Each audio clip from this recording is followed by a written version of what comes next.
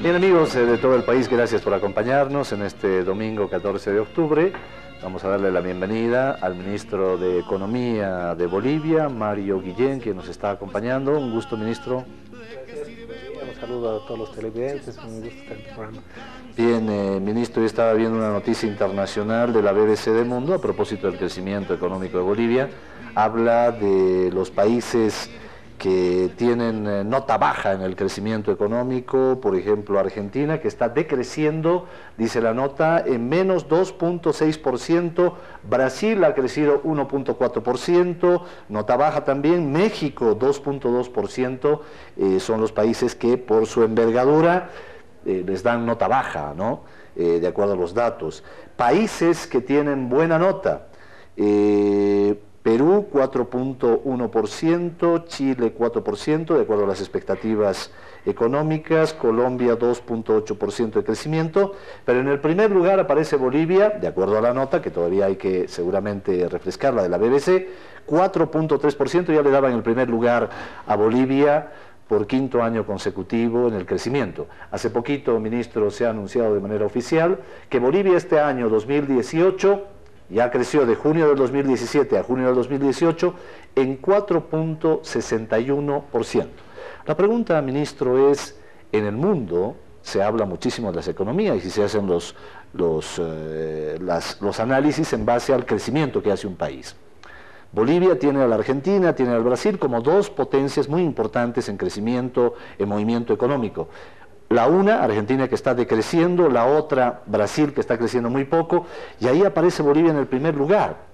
¿Qué llevan a estas condiciones para que Bolivia, por quinto año consecutivo, crezca más que los otros países y además gatille lo que viene a ser el segundo aguinaldo, ministro, segundo aguinaldo que ya por crecimiento económico y de acuerdo a decreto se va a producir este año?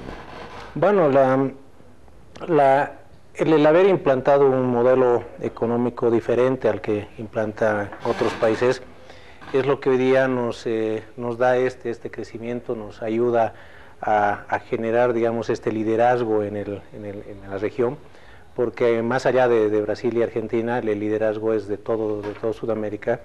Los organismos internacionales, si bien no hacemos lo que ellos, las recetas que ellos te aconsejan, nosotros seguimos creciendo, y eso es lo importante, porque nosotros hemos apostado a un modelo nuestro, un modelo que lo hemos creado aquí en Bolivia, y lo que privilegia principalmente es el tema de la demanda interna, el tema de la inversión pública, donde en otros países, y ese es un tema hasta ideológico, ellos apuestan por la inversión privada.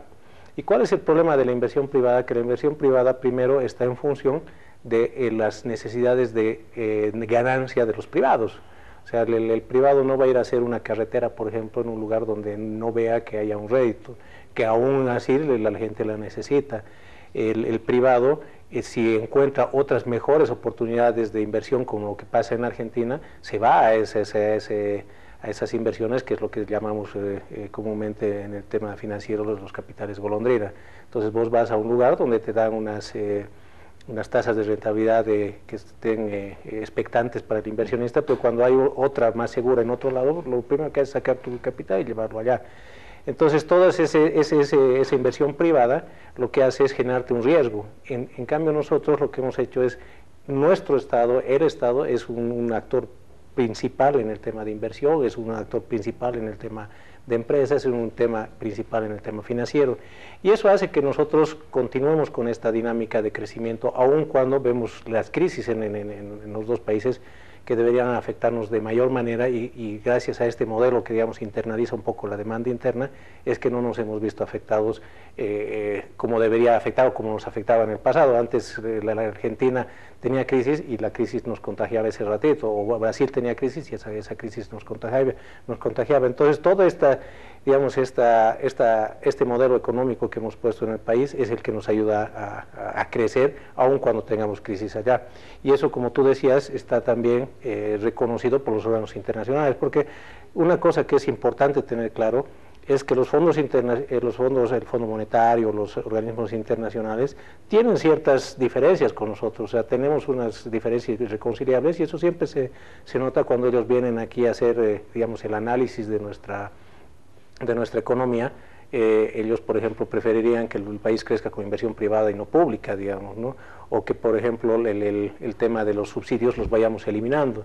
Y son cosas que desde nuestro punto de vista van como parte importante de nuestro modelo y por eso siempre vamos a tener diferencias. Pero aún con esas diferencias, ellos reconocen el crecimiento de Bolivia, ¿no? Ahora, ministro, ¿qué reacción genera este crecimiento económico en nuestro país a nivel internacional? Hay que reconocer, ministro, que antes no se mencionaba a Bolivia o se mencionaba en los últimos lugares en crecimiento económico o en estabilidad económica. De hecho, si recordamos las palabras del expresidente Mesa, cuando hablaba a los trabajadores le decía, usted señor maestro, usted señor, ¿no es cierto?, a los diferentes oficios que se realizan, los profesionales decía, el sueldo que usted recibe es gracias a la limosna que recibimos de otros países o de organismos internacionales. ¿Qué reacción genera ahora a nivel internacional, a nivel de otros países o a nivel de organismos internacionales este crecimiento económico? Es decir, Bolivia se convierte en algo así muy bonito como para invertir, como para pensar en Bolivia más adelante. Claro, Bolivia ahorita es un referente. ¿La niña bonita puede ser? Claro, Bolivia es un referente y eso es importante tener claro. O sea, el haber implantado este modelo económico tiene dos efectos importantes. Uno es que nosotros tenemos soberanía en hacer lo que nosotros pensamos que es lo más correcto. O sea, el modelo nos ha dado la capacidad de decidir por nosotros mismos. Lo que tú decías, antes yo tenía que ir y decirle, por favor, fondo, deme platita para pagarle a mis maestros. Entonces, la plata del fondo nunca viene gratis, o sea, nunca viene sin condiciones, siempre viene condicionada a algo. Entonces, te dice el fondo, sí, te voy a dar, que es lo que está pasando, por ejemplo, en Argentina. Te voy a dar X monto de dinero, pero tú tienes que hacer esto. Entonces, al final, ya pierdes tu soberanía y tus decisiones están subordinadas a las decisiones del fondo.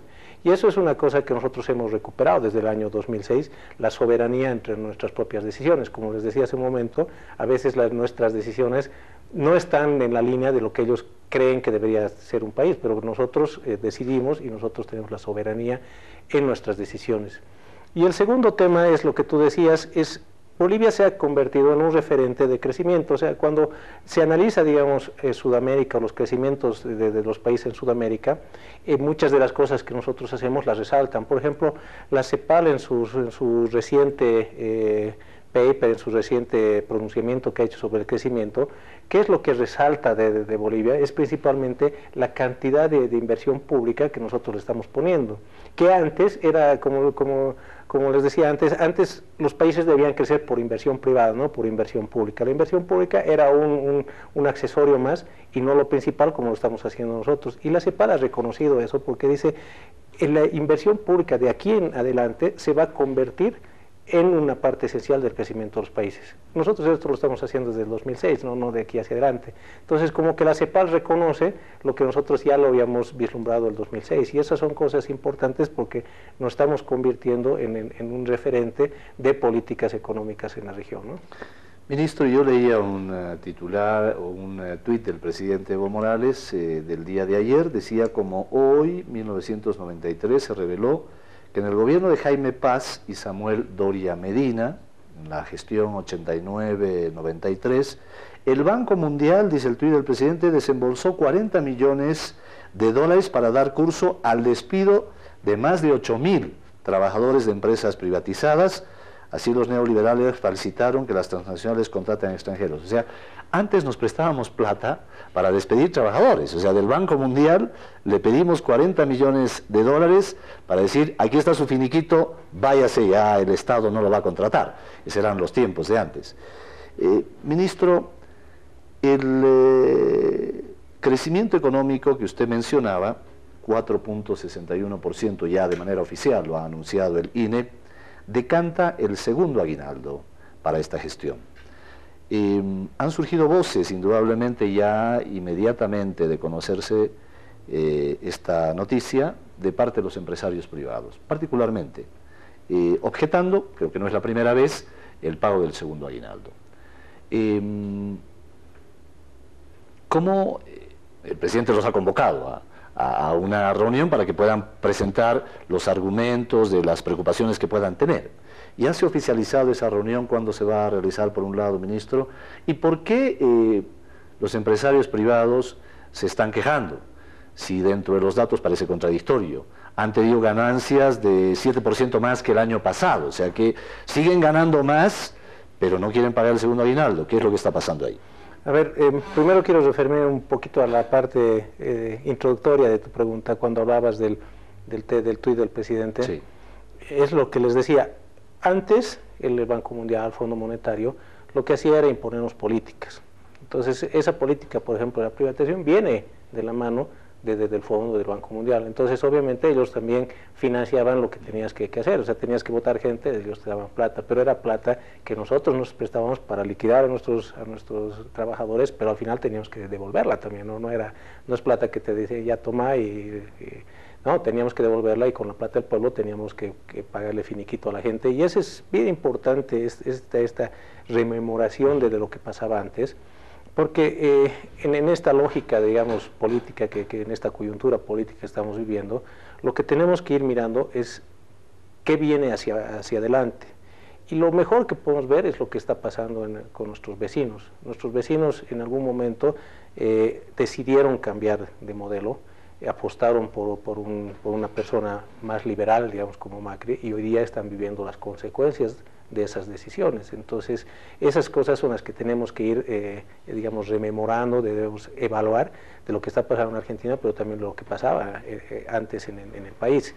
Y por eso es importante que creo que la gente vaya, digamos, acordándose. Tenemos casi 12 años que hemos vivido de estabilidad, y a veces la gente se olvida, pues, de lo que pasaba antes. Hoy día parecía normal, claro, parecería hoy día, normal. digamos, el pasado más inmediato es 5 años, 10 años, y nos acordamos a estabilidad. Lo que no nos estamos acordando es más allá de los 12 años, que es importante que la gente no pierda su memoria y vea qué era lo que pasaba. O sea, porque yo alguna vez tenía un amigo que llegó recién de Estados Unidos después de 15 años que estuvo afuera, y me decía, yo encontré otro país aquí, y ese país que él había dejado cuando se fue, es el país que era una constante en todos los años que hemos vivido desde nuestra niñez hasta que hemos sido mayores. Entonces, es bien importante que la gente entienda qué es lo que está pasando en esta lógica.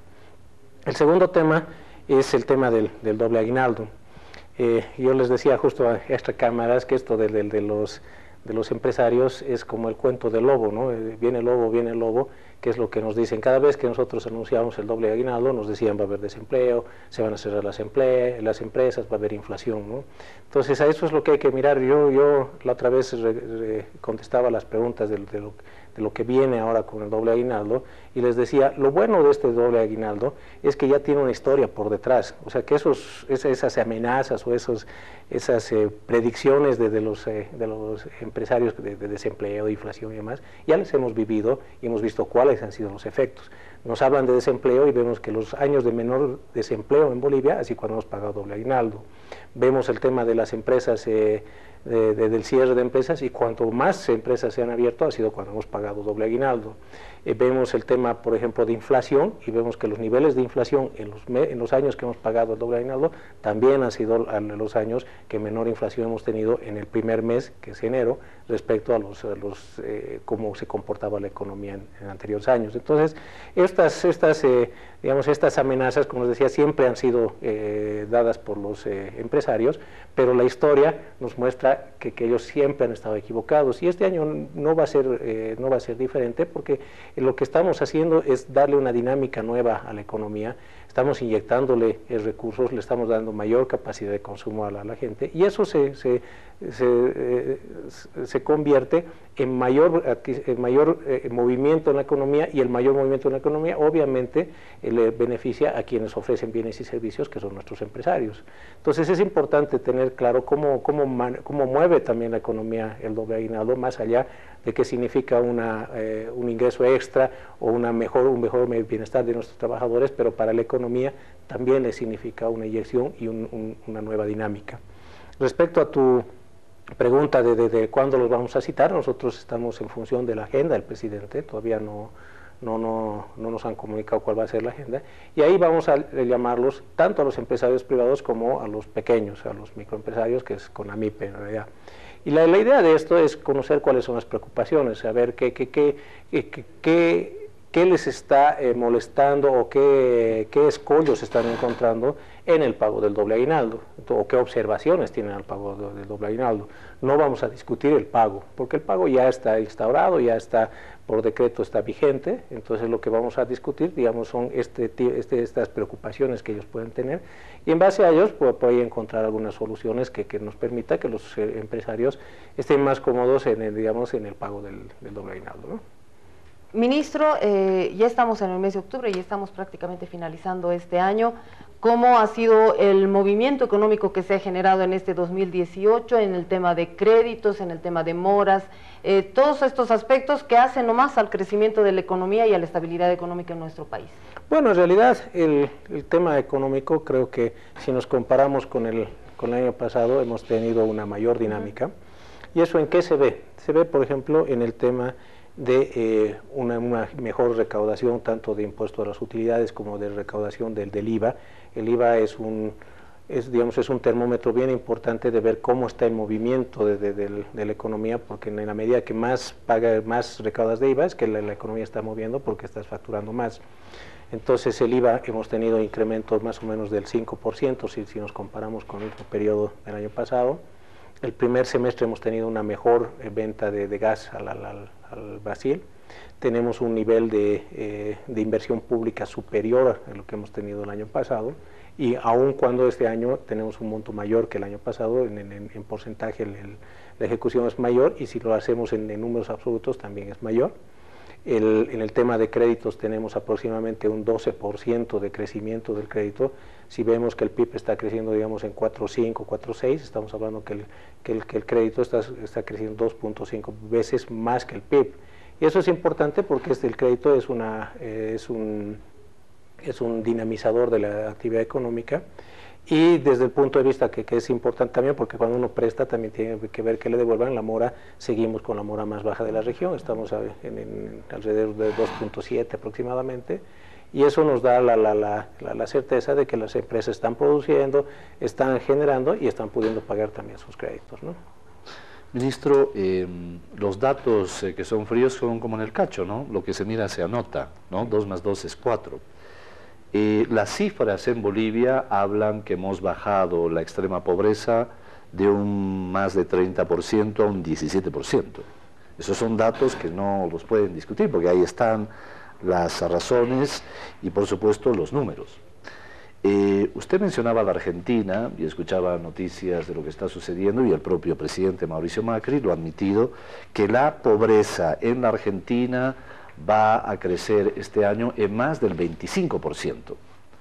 El Fondo Monetario Internacional está haciendo un préstamo a la Argentina de más de 50.000 millones de dólares para frenar lo que ha sido la devaluación de la moneda argentina, que ha sobrepasado los 40 pesos argentinos por dólar. Pero he escuchado también del Fondo Monetario Internacional, ministro, que recomienda que se baje la inversión pública. Eso significa desacelerar, ¿no? Frenar la inversión pública, y lo comenta con respecto a Bolivia.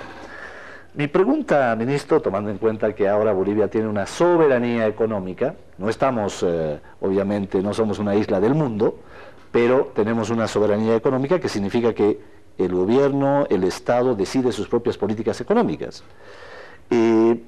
¿La inversión pública va a ser la misma o mayor el 2019, tomando esas recomendaciones que hace el Fondo Monetario Internacional, particularmente con Bolivia? Bueno, a ver, bien importante ver el tema de la Argentina. El Fondo Monetario Internacional, cuando le piden el préstamo, el auxilio, digamos, el fondo, ¿cuáles son las cosas que exige? Un tema es el tema del déficit, el tema de los subsidios. Y los subsidios, ahí es bien importante tener claro, ¿a quién le beneficia el subsidio? Es a la gente que menos tiene. Pero si mañana de un día para el otro, no sé, el agua que estabas pagando, la luz que estabas pagando, o el gas que estabas pagando, te lo suben en 500%, en 1000%, entonces empiezas a generar que es que las personas que tienen el acceso a estos servicios básicos decidan entre comer o pagar los servicios. Entonces a veces ya no tienes la capacidad de acceder ni siquiera a los servicios básicos. Y eso es lo que te pide el fondo. Cuando el fondo venía aquí, y ha estado aquí hace unas 3 semanas, ¿qué nos observaba? Nos observaba el tema de los subsidios.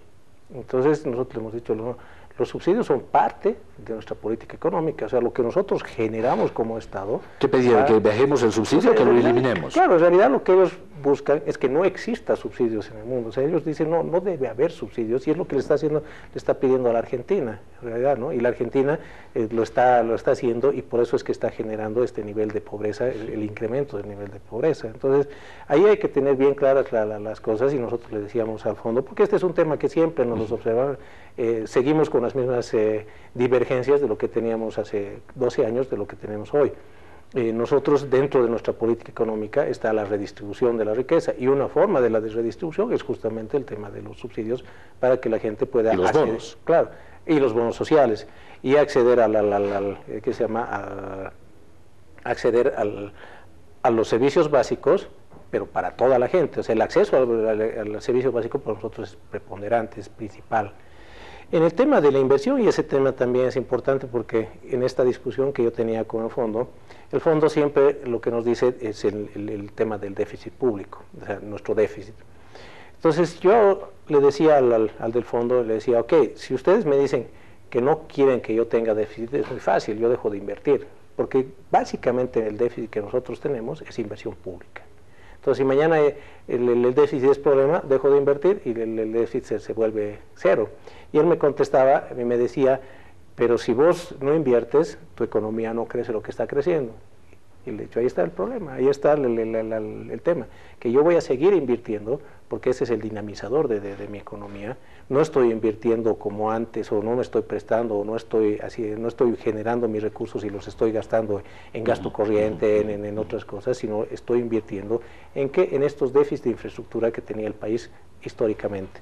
En el tema de caminos, en el tema de salud, en el tema de educación, en el tema de agua, en el tema de electricidad. Eso es lo que nosotros estamos invirtiendo hoy. ¿Tiene sus retornos a largo plazo? Sí, pero tiene sus retornos. ¿Qué es lo que nos está dando, por ejemplo, el haber generado caminos?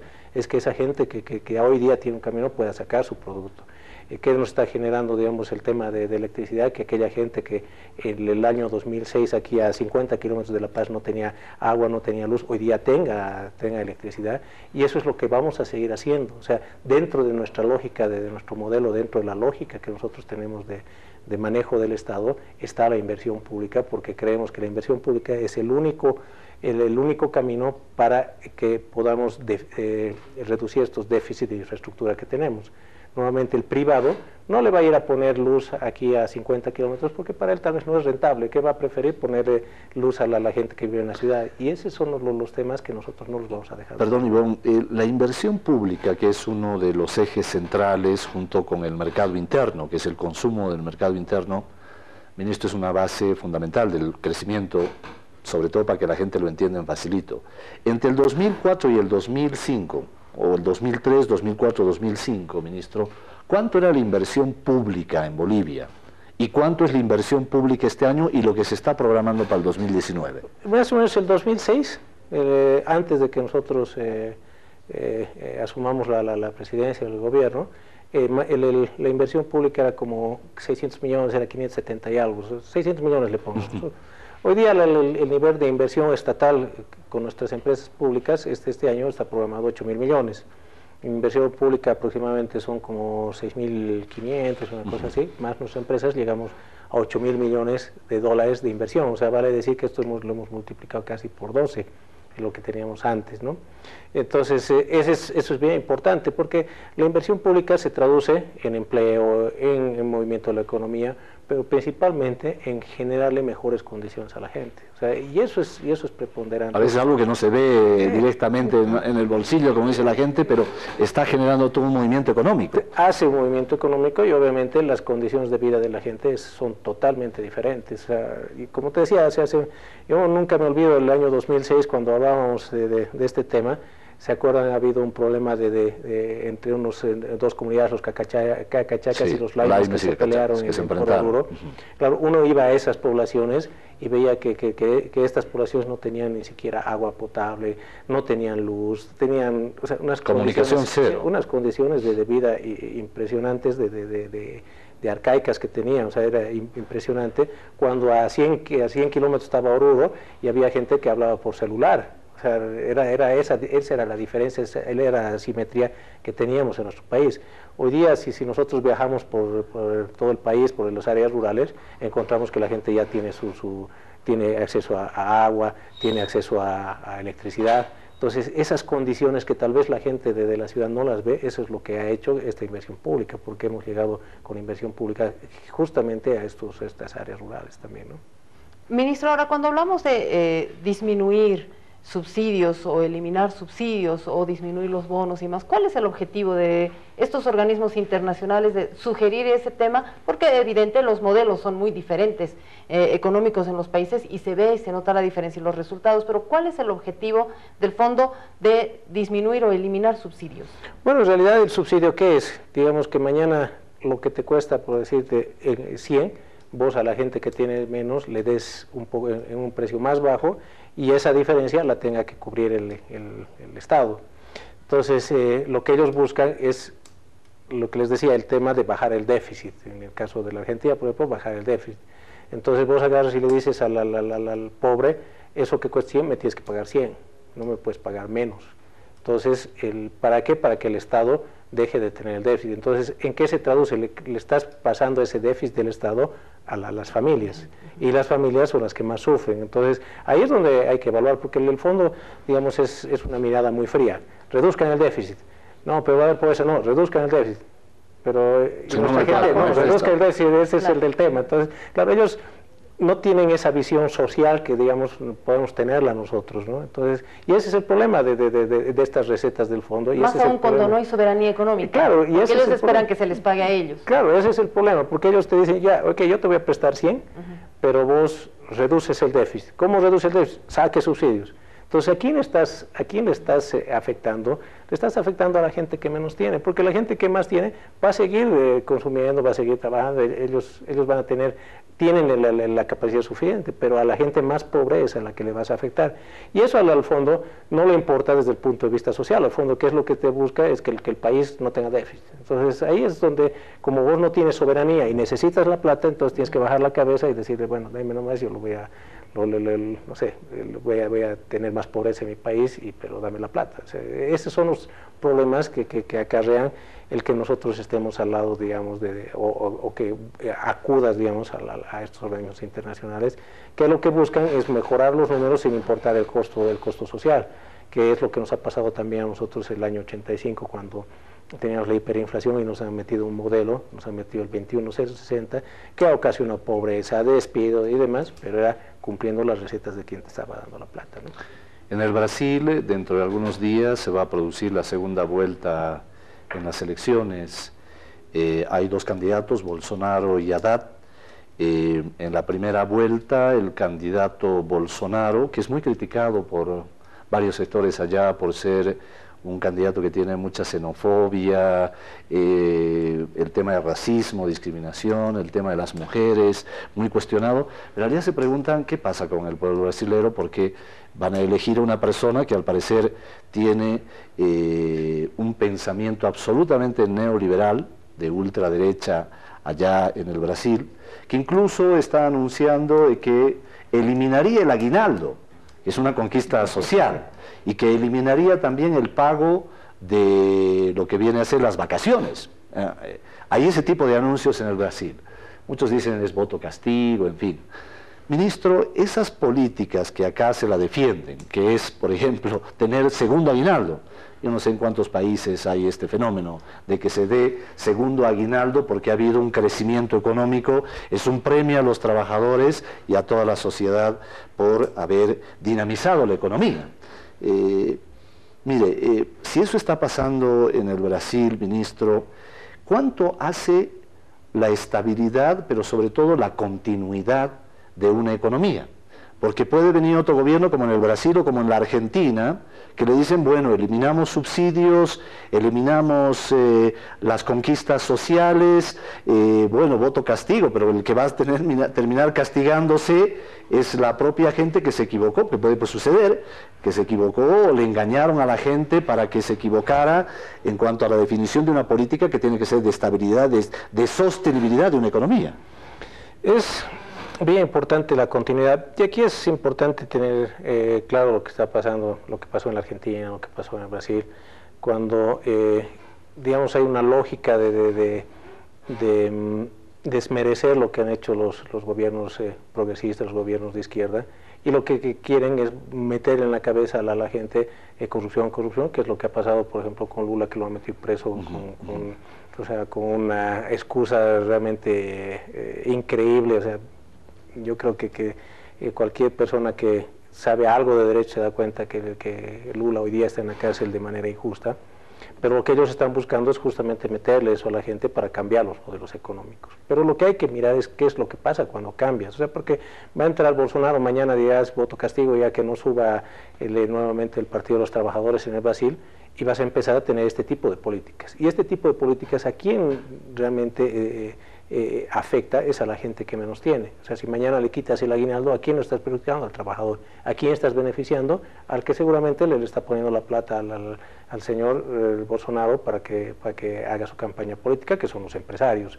Si mañana eliminas las vacaciones, ¿a quién estás beneficiando? Al empresario, en desmedro de quién, de los trabajadores. Y eso es también lo que ha pasado en la Argentina, porque cuando Macri sube a la presidencia en la Argentina, ¿a quién tenía que rendirle cuentas o a quién tenía que favorecerlos? Porque son los que le han apoyado en su campaña, era obviamente a los empresarios. Y para favorecerlos a los empresarios tienes que perjudicarlos a los trabajadores, y es lo que hoy día tenemos en Argentina, que ha querido todavía beneficiar a los empresarios y has desmejorado la calidad de vida de la gente. Pero no solamente eso, cuando los empresarios han visto que la cosa no estaba muy bien, los primeros en darle la espalda también a Macri han sido los empresarios, porque la mentalidad del empresario, de aquel que hace política, de aquel que ve solamente el tema de plata, no va por el bienestar de la gente, sino está por el bienestar de su bolsillo, y eso lo va a hacer apoyándolo al más liberal, porque ellos lo que les interesa es ganar plata. Entonces, esas son las cosas que hay que ir midiendo. Y tu pregunta decía, ¿cuán importante es la continuidad? La continuidad que nosotros hemos tenido, por ejemplo, estos 12 años, es la que nos está dando estos resultados. Porque si, por ejemplo, nosotros hubiéramos cambiado de gobierno a los 5 años que el presidente Evo estaba de presidente, hoy día no tendríamos lo que tenemos hoy día, no tendríamos el país que tenemos hoy día. La estabilidad de estos 12 años de un mismo presidente, de una misma política económica, de un mismo gobierno, es lo que hoy día nos está catapultando como la mejor o la economía de mayor crecimiento en la región. Y eso es ¿por qué? Porque le hemos dado continuidad a todas estas políticas, y es lo que nosotros esperamos hacia el futuro.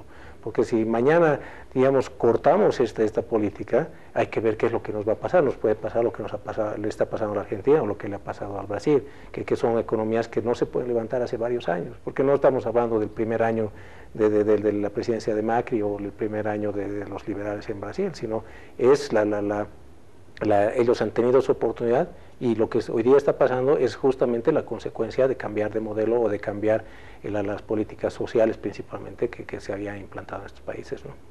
Ministro, ahora tenemos una economía estable los bolivianos, tenemos un crecimiento económico que es el mayor en la región desde hace 5 años ya. Se sigue trabajando en ello, en seguir haciendo de nuestra economía sostenible en los años, en el tiempo. Ya estamos en octubre, lo decíamos. ¿Cómo vemos la economía para el próximo año? ¿Cómo proyectamos ya nuestra economía, la dinamicidad de nuestra economía? Bueno, en realidad nuestra economía tiene varios puntos importantes que hemos ido generando en el tiempo. El tema de la industrialización, el tema digamos, del retorno de ciertas inversiones que hemos ido haciendo. Por ejemplo, el tema de electricidad, que ya también se ha anunciado que vamos a poder ir a exportar el siguiente año. Vamos a seguir con el tema del hierro en el Mutún. Ya nos está empezando a dar, digamos, réditos que se llama ingresos, el tema de la planta de carbonato de litio en Uyuni. Estamos firmando ya la fabricación de baterías. Estamos viendo el tema de del agro en Santa Cruz con el tema desde este biodiesel y del etanol, porque después del etanol viene también el biodiesel con que podamos generar una condición para ello. Y todo estos réditos ya de las inversiones que nosotros estamos poniendo nos hace ver con optimismo el futuro, porque digamos, si bien hay mucha inversión también en la exploración de gas que vamos a seguir generando, hemos generado buenas reservas y tenemos también buenas perspectivas respecto a lo que se está invirtiendo en la prospección de gas. Esta diversificación de los otros productos es lo que nos da que podamos ver con optimismo el futuro, ¿no? Bien, ya en la parte final, ministro, siempre hay que también hablar de lo que nos puede estar preocupando. El tema de las reservas internacionales es un tema, ministro. ¿Qué se está haciendo en ese particular? Porque, claro, nuestras reservas están también condicionadas a muchos temas, ¿no? De ahí se han hecho inversiones muy importantes para el sector público. Se está analizando el tema de la rebaja de las reservas internacionales, qué se tiene que hacer, qué se debe hacer, porque es un tema que en estos últimos días también ha estado mucho dentro de la opinión pública. Sí, nosotros justamente los viernes nos reunimos con el Banco Central y con el Ministerio de Planificación para analizar no solamente el tema de reservas, sino todo el tema económico en el país. Y este tema de las reservas lo estamos analizando ya desde hace mucho tiempo. ¿Por qué? Porque el tema del déficit comercial que teníamos en su momento era el que nos ha generado que nosotros vayamos perdiendo reservas. O sea, antes importábamos más de lo que exportábamos.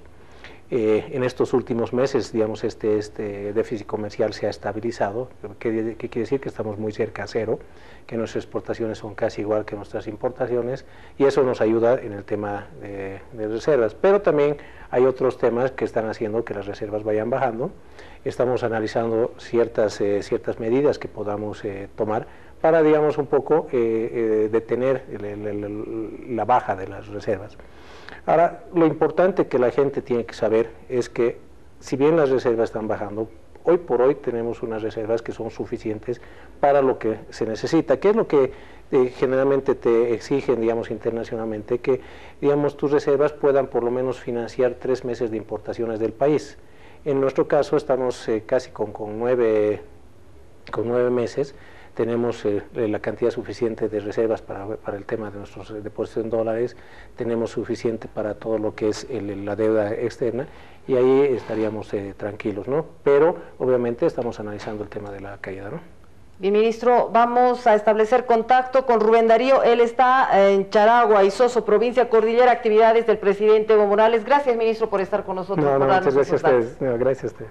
Vámonos con Rubén Darío, allá está en Isoso, Charagua, provincia Cordillera. Nos vamos hasta allá.